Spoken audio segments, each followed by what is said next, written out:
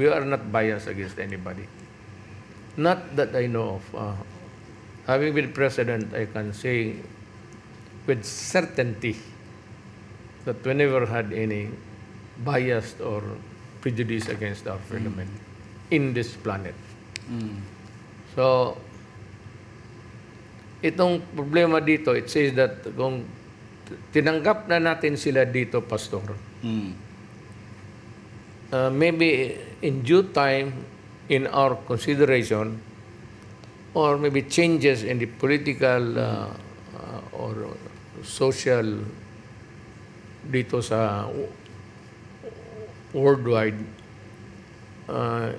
hindi natin sila pwedeng ibalik doon. Pag pinapasok nila sa atin dito, we are now prohibited from returning them to the country of origin.